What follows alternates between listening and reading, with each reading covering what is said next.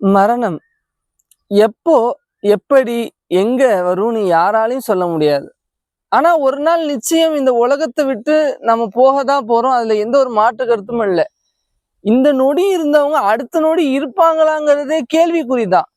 அந்த அளவிற்கு மரணம் என்பது. ஆனா அதை பத்தியான நினைவே இல்லாம இந்த உலகத்துல நம்ம வாழ்ந்துகிட்டு இருக்கோம். எவ்வளவு சண்டை, எவ்வளவு சச்சரவு, மனிதனுக்கு மத்தியில போட்டி, பொறாம.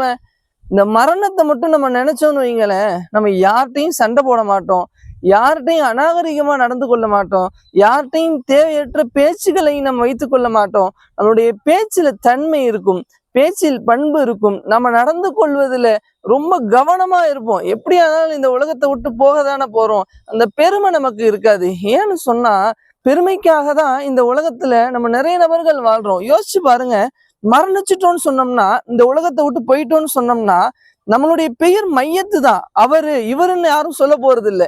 மையத்தை எப்ப எடுக்க போறீங்க அப்படின்னு தான் கேட்பாங்களே தவிர, யாரும் அந்த நல்மனிதர் எப்போ எடுக்க போறீங்க அப்படின்னு கேட்க போறது இல்லை. உலகம் என்பது ரொம்ப டெம்பரரி. நம்ம நினைச்சுக்கிட்டு இந்த உலக வாழ்க்கை நிரந்தரம் நம்ம நினைச்சுக்கிட்டு இருக்கோம். அப்படி இல்லை. இந்த உலக வாழ்க்கை என்பது ரொம்ப அற்ப காலம்தான், ரொம்ப கம்மியான காலம்தான். வாழும் காலத்துல எல்லோர்ட்டையும் அன்பா, எல்லோர்ட்டையும் பண்பா, பேச்சுல நளினமா, எல்லார்ட்டையும் நல்லா பழகக்கூடிய நல்மக்களாக அல்லாஹ் நம் அனைவர்களையும் ஆக்குவானாக. ஆமீன். அஸ்ஸலாமு அலைக்கும் வரஹ்மத்துல்லாஹி வபரகாத்துஹு.